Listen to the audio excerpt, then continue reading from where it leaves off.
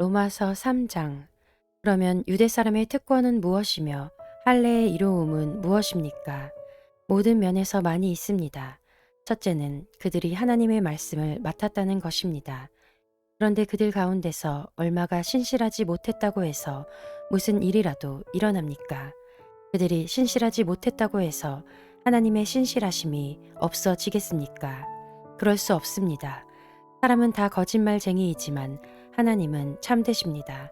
성경에 기록한 바 주님께서는 말씀하실 때에 의로우시다 인정을 받으시고 재판을 받으실 때에 주님께서 이기시려는 것입니다. 한 것과 같습니다.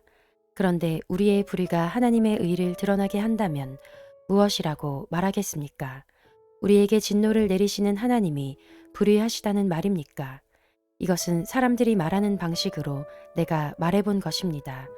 절대로 그럴 수 없습니다. 만일 그렇다면 하나님께서 어떻게 세상을 심판하실 수 있겠습니까? 다음과 같이 반박하는 사람도 있을 것입니다. 나의 거짓됨 때문에 하나님의 참되심이 더욱 분명하게 드러나서 하나님께 영광이 돌아간다면 왜 나도 역시 여전히 죄인으로 판정을 받습니까? 더욱이 좋은 일이 생기게 하기 위하여 악한 일을 하자 하고 말할 수 있겠습니까? 사실 어떤 사람들은 우리가 그런 말을 한다고 비방합니다. 그런 사람들은 심판을 받아야 마땅합니다. 그러면 무엇을 말해야 하겠습니까? 우리 유대 사람이 이방 사람보다 낫습니까? 전혀 그렇지 않습니다. 유대 사람이나 그리스 사람이나 다 같이 죄 아래에 있음을 우리가 이미 지적하였습니다. 성경에 이렇게 기록되어 있습니다. 의인은 없다. 한 사람도 없다. 깨닫는 사람도 없고 하나님을 찾는 사람도 없다. 모두가 곁길로 빠져서 쓸모가 없게 되었다. 선한 일을 하는 사람은 없다. 한 사람도 없다. 그들의 목구멍은 열린 무덤이다. 혀는 사람을 속인다. 입술에는 독사의 독이 있다. 입에는 저주와 독설이 가득 찼다.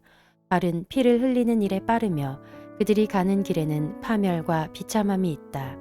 그들은 평화의 길을 알지 못한다. 그들의 눈에는 하나님을 두려워하는 빛이 없다.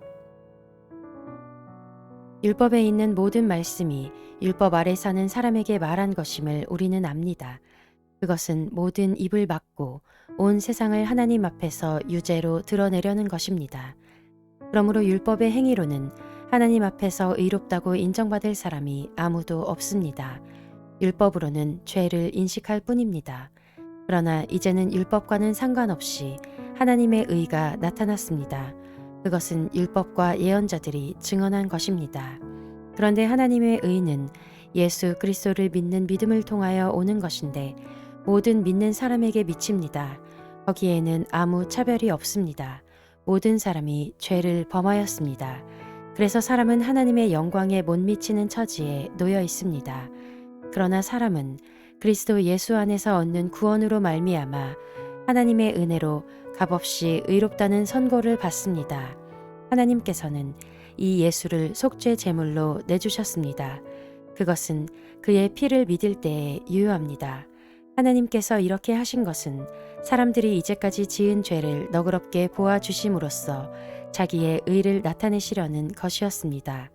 하나님께서 오래 참으시다가 지금 이때에 자기의 의로우심을 나타내신 것은 하나님은 의로우신 분이시라는 것과 예수를 믿는 사람은 누구나 의롭다고 하신다는 것을 보여주시려는 것입니다. 그렇다면 사람이 자랑할 것이 어디에 있습니까? 전혀 없습니다. 무슨 법으로 의롭게 됩니까? 행위의 법으로 됩니까? 아닙니다. 믿음의 법으로 됩니다. 사람이 율법의 행위와는 상관없이 믿음으로 의롭다고 인정을 받는다고 우리는 생각합니다. 하나님은 유대 사람의 하나님이십니까? 이방 사람의 하나님도 되시지 않습니까? 그렇습니다. 이방 사람의 하나님도 되십니다. 참으로 하나님은 오직 한 분뿐이십니다. 그러므로 하나님께서는 할례를 받은 사람도 믿음을 보시고 의롭다고 하시고 할례를 받지 않은 사람도 믿음을 보시고 의롭다고 하십니다. 그러면 믿음으로 말미암아 우리가 율법을 폐합니까? 그럴 수 없습니다. 도리어 율법을 굳게 세웁니다.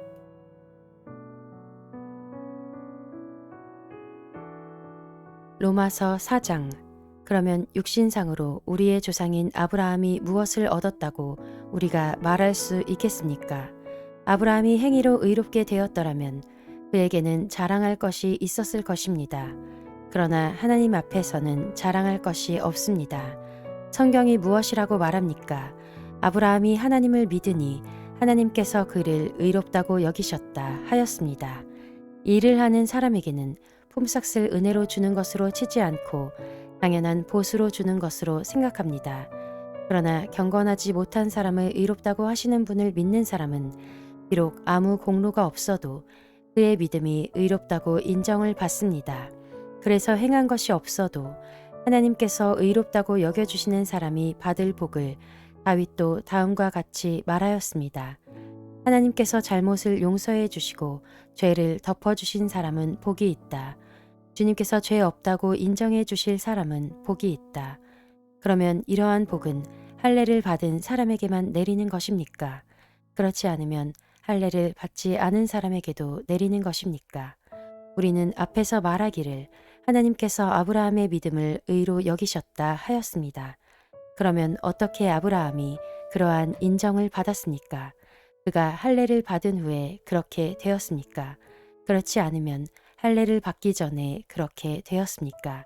그것은 할례를 받은 후에 된 일이 아니라 할례를 받기 전에 된 일입니다. 아브라함이 할례라는 표를 받았는데 그것은 그가 할례를 받지 않은 상태에서 이미 얻은 믿음의 의를 확증하는 것이었습니다.